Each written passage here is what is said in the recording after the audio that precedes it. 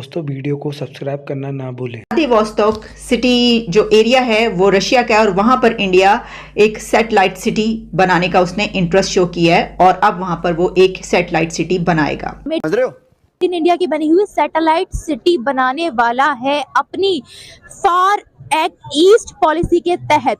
आपने बात की सैटेलाइट टाउन, वो बड़ी अच्छी बात, उसकी मैं तारीफ करता हूँ इंडिया की भी और रशिया की भी, कि वो आपस में मिलकर अपनी कौम को सर्व कर। बड़ा हरामी हो एक डेवलपमेंट है कि इंडिया और मलेशिया जो है वो अपनी ट्रेड जो है वो इंडियन रुपी में करने जा रहे हैं और ये डॉलर में नहीं हो। पाकिस्तान और इसराइल की तिजारत, और ये अमेरिकन जो कांग्रेस है, जूश कांग्रेस, यहूदी कांग्रेस, उन्होंने खुद जारी किया कि तिजारत सर्कुलर है पूरा। पाकिस्तानी कौम हम टोटली भिखारी बन के रहेगी, फकीर के तौर पे बन के रहेगी। हमारी हुकूमतों ने हमारा ये हाल कर दिया हुआ है। इसराइल का ये बुत इन्होंने इसीलिए तोड़ा पाकिस्तान में, ताकि पाकिस्तान में कभी दोबारा कोई कश्मीर की बात ना कर सके। देखिए आगे चल के मैं भी बताता हूँ जो एयरपोर्ट इन्होंने हिंदुस्तानियों को क्यों दिए हैं। आप देख लें, कश्मीर की बात पाकिस्तान में अब कोई नहीं करता बिल्कुल भी, क्योंकि पाकिस्तान को इन्होंने कश्मीर बनाया और वो भी मकबूजा।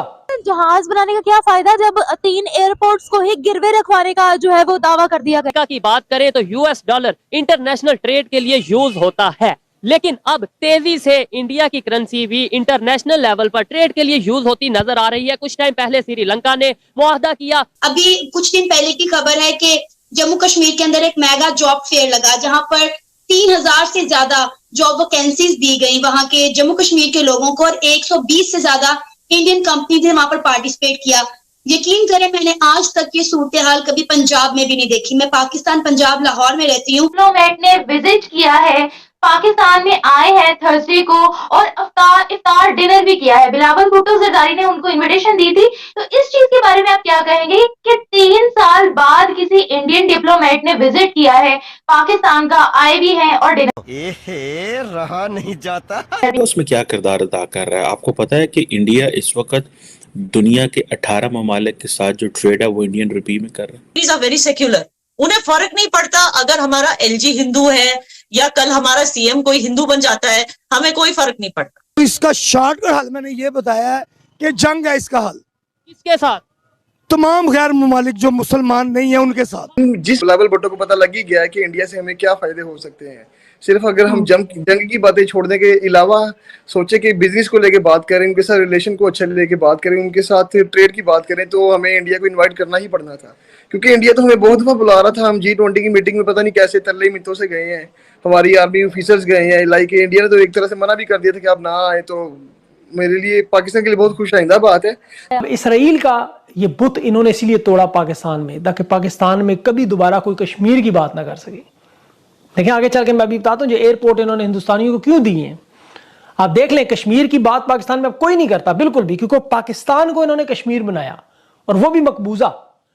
कि एक तरफ फौजी स्टैब्लिशमेंट, शहबाज शरीफ की हुकूमत और ये सारे मिलकर अदलिया और इमरान खान को कंट्रोल करने में, दूसरी तरफ ये वारदात इनकी देखें कि इंटरनेशनल एयरपोर्ट एसोसिएशन जो है पाकिस्तान में ITA, उसने कहा था कि गैर मुल्की जो एयरलाइंस हैं उन्हें अगर आपने नकद ना दिया तो पाकिस्तान में ऑपरेशन बंद हो जाएगा। अब जनवरी में जो गैर मुल्की एयरलाइंस आती हैं पाकिस्तान, उन्हें $290 मिलियन देने थे, नहीं दे सके। हालात ऐसे थे तो इन्होंने अपने जो जहाज है, वो कीमती जहाज है, वो तकरीबन 28 गैर मुल्की एयरलाइन पाकिस्तान में आती है, याद रखिएगा। टैक्स और अदायगियाँ ना करने की वजह से अब हुआ ये कि वर्जन एयरलाइंस ख़त्म होगी, बाकी सारी यूरोपियन परवाजें मुअत्तल होगी, सारी एयरलाइंस पाकिस्तान में। इन्होंने पहले वो सारे ऑपरेशन बंद कराए। कितने जालिम लोग हैं ये, इन्होंने PIA को तबाह किया, ये सारे का सारा सिस्टम पहले बर्बाद किया ताकि एयरपोर्ट और उसकी ज़मीन प्राइवेट सेक्टर को वर्ल्ड बैंक के ग्रुप को दे सकें। जुल्म देखें ज़रा, बड़ा खुफिया मुआहदा रखा गया, कोई तफसील नहीं। लेकिन अब वो जब मालूमात सामने नहीं, पता चला उसके पीछे मालिकान कौन है। इंडिया जैसे मुल्क के कोई एक डिप्लोमेट पाकिस्तान के अंदर आए हैं, जिससे पाकिस्तानी कौम को बहुत फायदा होगा। क्योंकि आप देख सकते हैं कि हमारे मुल्क की जो हालात में महंगाई जिस तरीके से बढ़ रही है, आटा यहाँ पे मिल नहीं रहा, लोग आटे की लाइनों में खड़े होके लाइक वो अपनी जान को नुकसान पहुंचाने की तक आ जाते हैं। यार हमें आटा मिल जाए, कुछ खाने को मिल जाए। अगर यही इंडियन डिप्लोमेट जाके पाकिस्तान की कंडीशन अपने इंडिया में बताएगा, लाइक पाकिस्तान में ये हालात है, गरीब मर रहे हैं, सियासतदान लूट रहे हैं, तो इसका पाकिस्तान को बहुत फायदा होगा। होप सो फायदा हो, क्योंकि जो हमारे ऊपर लाइक हमारे सियासतदान है वो होने तो नहीं देंगे फायदा, जो भी पैसा आएगा वो इंडिया से खा ना जाए। पर मैं सभी इंडियंस को ये कहूंगा, जो भी पाकिस्तान की हेल्प करे या डायरेक्टली आके वो अवाम के पास पैसा दे, उनकी इमदाद करे, सियासतदानों के हाथ कोई चीज ना पकड़ाए।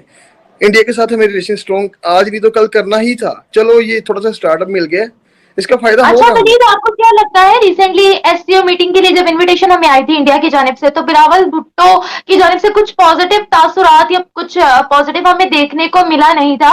अब जो इनविटेशन भेजी गई है, जो डिनर आपस में हुआ, क्या लगता है कि ये किसी हेल्प के लिए इनविटेशन उनको दी गई है? क्या ये बात उनको उनके माइंड में बिठाने के लिए दी गई है कि हम एससीओ मीटिंग अब अटेंड करने वाले हैं, आपस के रिलेशनशिप जो है वो मजबूत करने वाले हैं? क्या इसके पीछे क्या लॉजिक आपको नजर आती है? इसके पीछे ना मेन लॉजिक, जैसे आपको पता ही ना, हमारी जो अभी मौजूदा गवर्नमेंट है वो वैसे ही भिखारी है, मांगने की आदत है। ठीक है, अभी IMF पाकिस्तान को कर्जा नहीं दे रहा, किसी ना किसी से तो मांगना है। तो हमने सिर्फ मांगने के लिए पैसे, अपने मुल्क की इमदाद के लिए इंडिया की हेल्प मांगी है। तो लिटरली अगर मैं बताऊं तो मुझे नहीं लगता कि इंडिया मदद करेगा। जैसे सऊदीया और दुबई ने मना किया था कि यार हम आपकी मदद नहीं कर सकते, कि हमें बिलीव नहीं है कि आपकी जो गवर्नमेंट है अवाम के ऊपर पैसा लगाती है। चलो वो हेल्प आउट कर भी देते तो हम अवाम तक नहीं पहुंचेगा। आने वाले वक्त के अंदर एससीओ मीटिंग अगर पाकिस्तान ज्वाइन कर भी लेता है ना, तो पाकिस्तान लाइक एक मुस्लिम कंट्री है। मुसलमान कंट्री होने के बावजूद अगर हमें मुसलमान कंट्री वाली वैल्यू ना मिले, हमें एससीओ के बैठ के अंदर, अगर हम एससीओ मीटिंग के अंदर बैठे हुए हैं, हमें उस तरह की इज्जत नहीं मिल रही, उस तरह से वकार नहीं मिल रहा, तो हमें क्या फायदा फिर इस तरह की एससीओ मीटिंग ज्वाइन करने का। मैंने आपको बताया कि व्लादिवोस्तोक में एक सैटेलाइट सिटी बनाना चाहते हैं। अब देखिए हमारा जो इत्तेहाद हो रहा है ना, ये अब देखिए फ़र्क, सैटेलाइट सिटी वो बात जो है ना वो करते हैं साइंस और टेक्नोलॉजी के बगैर, बात ही नहीं करते वो इंडिया वाले। वो ये असले और ये तो उनका चल ही रहा है, वो रशिया से कितनी बड़ी तादाद में ले रहे हैं वो सब मालूम है, उसके ऊपर सारी रिपोर्ट्स हम बात करते रहे। लेकिन वो रशिया के साथ तो उनके यानी डेकेड से हैं, उनकी तो ऑलरेडी हम ये कहेंगे, तो चाइना के साथ भी हमारे एग्जैक्टली सेम सिचुएशन है, उनकी रशिया के साथ, हमारी चाइना के साथ। देखिए कमाई का सबसे बड़ा जरिया एयरपोर्ट्स आपके, इन्होंने ऐसी कंपनी को दिए कि जहां मालिकान सारे एयरपोर्ट यूनियन अभी इसमें खुद बात कर चुके सारी कि लाहौर, इस्लामाबाद, कोयटा के तीनों एयरपोर्ट सिंगापुर की जिस कंपनी को दिए वो मालिकान सारे हिंदुस्तानी। उनका अब सिक्योरिटी किधर गई, दिफा किधर गया, वो सारे ड्रामे सब के सब खत्म।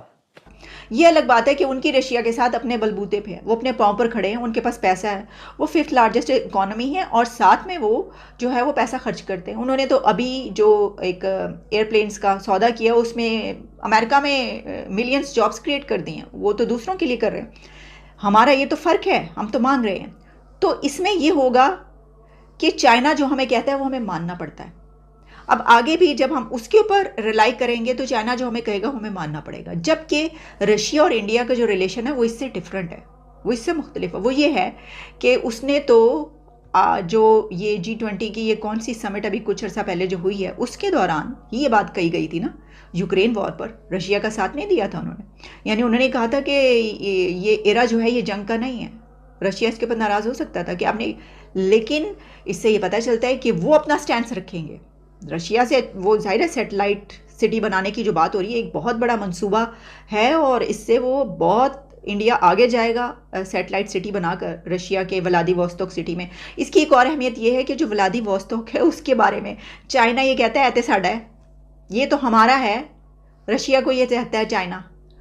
तो इंडिया ने वही पार्ट ढूंढा है, वही सिटी ढूंढा है रशिया का एरिया जहाँ पर उसने सैटेलाइट सिटी बनाने की बात की है, जिसके ऊपर चाइना अपना जो है वो कहता है कि हमारा कब्जा होना चाहिए क्योंकि ये तो हमारा एरिया।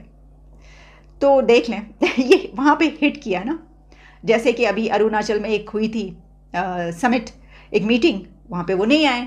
खैर उसके बाद भी हमने देखा कि लेकिन वहाँ पे रखने की यही नज़र आ रही है कि वो ऐसी जगह पर हिट करो कि ज़रा मज़ा आए इनको वगैरह वगैरह, इस तरह की चीज़ें तो चलती हैं ना। फिर इस तरह तो होता है, इस तरह के कामों में क्यों उदास फिरते हो। सर्दियों की शामों में कोट हमने इसीलिए पहना हुआ है कि सर्दी हो चुकी है क्योंकि बारिश पूरा दिन होती है।